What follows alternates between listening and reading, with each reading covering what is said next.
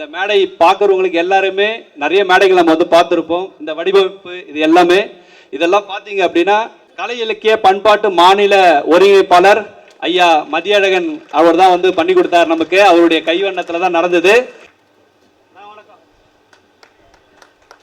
அண்ணன் இங்கே இல்லை, அதனால் இப்போ அண்ணன் நம்ம நினச்சிட்டு நான் சொல்லிட்டேன். இப்போது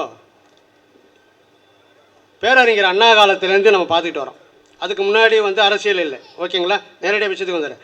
பேரறிஞர் அண்ணா காலத்துலேருந்து பெரியார், அதுக்கப்புறம் வந்து நம்ம கருணாநிதி, அதுக்கப்புறம் வந்து ஸ்டாலின், அதுக்கப்புறம் இப்போ உதயநிதி ஸ்டாலின், அப்புறம் இன்பநிதி.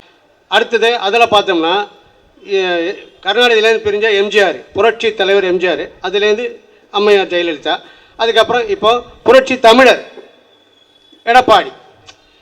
இப்போ இது புரட்சி அதில் வந்து பேரறிஞர், அப்புறம் வந்து கலைஞர் எல்லாம் பட்டம் தான் வச்சுக்கிறாங்களே ஒழிய நாட்டில் வந்து நல்லது செய்கிற மாதிரி எதுவுமே கிடையாது. நல்லா புரிஞ்சுக்குங்க. திமுக அண்ணா திமுக உங்கள் கை அந்த ஓட்டு பெட்டிக்கு போனவொன்னு நேரம் அங்கே தான் போகுது. வேறு எதுவுமே தெரியாதா உங்களுக்கு?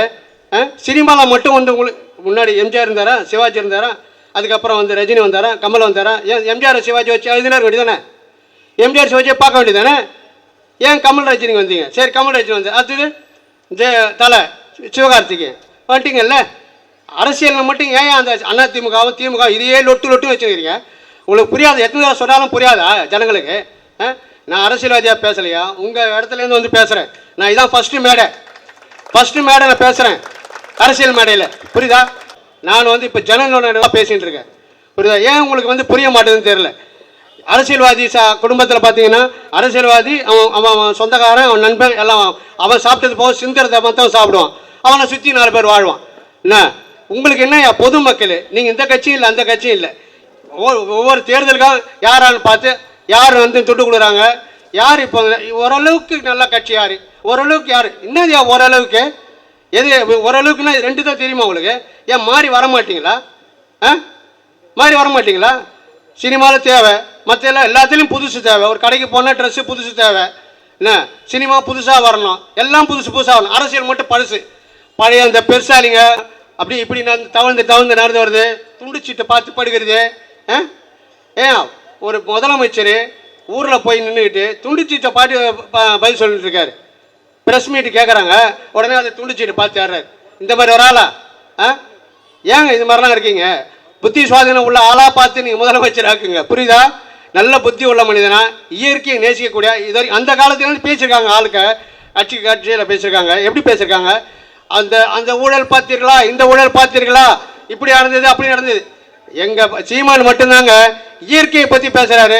இயற்கை இல்லைன்னா நம்ம கிடையாது, புரியுதுங்களா? இயற்கையை விட்டுட்டு நம்ம தனியாக வந்துட்டோம்னா நம்ம வந்து போக வேண்டியதான். இயற்கையோடு சேர்ந்து வாழ்ந்தால் தான் நெடுநாள் வாழ முடியும்.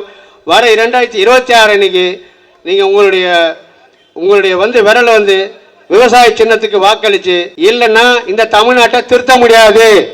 இன்னும் சுமதி அம்மா சொன்ன மாதிரி இன்னும் கொஞ்சம் மண், இன்னும் கொஞ்சம் தண்ணி, இன்னும் கொஞ்சம் மழை, அவ்வளோதான். எல்லாத்தையும் கரைச்சி விட்ருவானுங்க.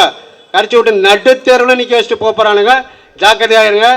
தயவுசெய்து சொல்லிட்டேன். அடுத்த 2026 உண்மையை உணர்ந்து நாம் தமிழர் கட்சிக்கு விவசாய சின்னத்துக்கு அண்ணன் சீமாய் வாக்களித்து நாம் தமிழர். அருகாமையில கேரளாங்கிற மாநிலம் இருக்கிறது.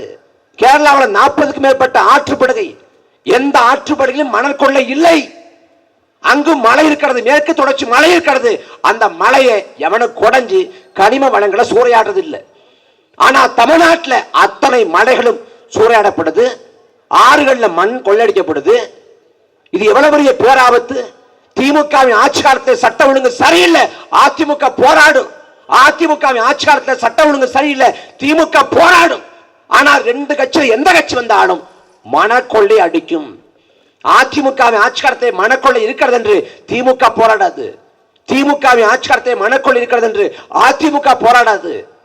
ஆனால் மாறி மாறி ஒப்பந்தம் போட்டுக்கொண்டு இந்த இயற்கை வளங்கள் சூறையாடப்படுறத வேடிக்கை பார்க்கும். அதன் விளைவு தமிழ்நாடு தரிசாக மாறிக்கொண்டிருக்கிறது. எல்லாவித வளங்களும் நிரம்பப்பெற்ற நிலம் பாலைவனமாக மாறிக்கொண்டிருக்கிறது. இந்த பேராபத்தை விளைவிக்கக்கூடிய இந்த கட்சிகளுக்கு, ஆட்சிகளுக்கு நான் வாக்கு செலுத்தி என்ன செய்ய போறேன்? தமிழ்நாட்டை முதல் முறையா திமுக ஆள போறதில்லை, ஆண்டு கொண்டிருக்கு. அதிமுக பலமுறை ஆண்டுருச்சு. திமுகவும் அதிமுகவும் தமிழ்நாட்டை ஆண்டு பல ஆண்டுகள் ஆயிடுச்சு. புதுசா ஆளல, 60 ஆண்டு காலம். இப்ப புதுசா வந்து என்ன செய்ய போறாங்க? மறுபடியும் 2026 சட்டமன்ற தேர்தலில் திமுக வந்து என்ன செய்ய போகுது? அதிமுக வந்து என்ன செய்ய போகுது? ஒன்னும் செய்ய போறது இல்லை. இந்த கட்சிகளை புறந்தள்ளணும், இந்த கட்சிகளை வந்து வீழ்த்தணும். இன்னைக்கு ஐயா ஸ்டாலின் வந்து போதையின் பாதையில போகாதீங்க. அப்ப என்ன தள்ளி போறதா இல்ல காட்டுக்குள்ள போறதா? எல்லா பக்கமும் டாஸ்மாக் கடையை திறந்துட்டு போதையின் பாதையில போகாது. இப்ப பக்கத்தில் உள்ள டாஸ்மாக் கடையை திறந்தே திறந்து இருக்காங்களாம். அன்பு சொந்தங்களே, எவ்வளவு பெரிய பேராபத்துன்னு பாருங்க. குடி என்பது பழக்க வழக்கம் இல்ல, நோய்ங்கிறார் காந்தி. தமிழ்நாட்டில் 1 கோடி பேர் குடி நோயாளியா மாறி போன.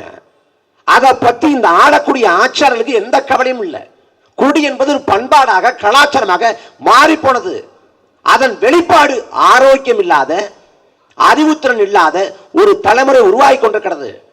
டாஸ்மாக் கடை இருக்குன்னா அந்த டாஸ்மாக் கடையில வருமானம் குறைஞ்சுன்னா அதுல பணி செய்யக்கூடிய பணியாளர்களுக்கு இடைநீக்கம் பண்ணுது, நடவடிக்கை உட்படுத்துது.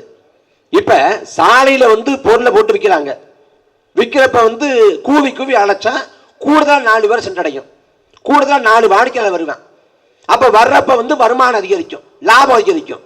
டாஸ்மாக் கடையில அங்க இருக்கிறவன் அவன் கூவி கூவி விற்பனை பண்றதா? வாங்க சார் வாங்க சார், வந்து இந்த ஒரு பெக்க போட்டு போங்க சார், கிக்கு வேற மாதிரி இருக்கு சார்னு. எவ்வளவு வெட்டக்கேடு! அண்ணாவின் வழி ஆட்சிங்கிறான். அண்ணா தான் சொல்றாரு, மதுபான கடை நடத்தி வருமானம் ஈட்டி ஆட்சியை தொடர வேண்டும் நிலை வந்தா நான் துண்டை உதவி தோல்ல போட்டு நடைய கட்டுவேன். அப்படிப்பட்ட ஆட்சியை தேவையில்லைன்னு 67 தேர்தலில் திமுக வென்றது. வச்ச தேர்தல் வாக்குறுதி 1 படி அரிசி நிச்சயம், 3 படி அரிசி லட்சியம். ஆனா 1 படி அரிசியும் தர முடியல, நிதி நெருக்கடி. அன்றைக்கு முதலமைச்சராக இருந்த அண்ணாட்ட போய் சொல்றாங்க, நம்ம மதுபான கடையை திறந்து விட்டோம்னா நிதி வரும், அதை வச்சு மதுபான கடை வருமானத்தை வச்சு நாம வந்து இந்த தேர்தல் வாக்குறுதியை நிறைவேற்றலாம்ட்டு.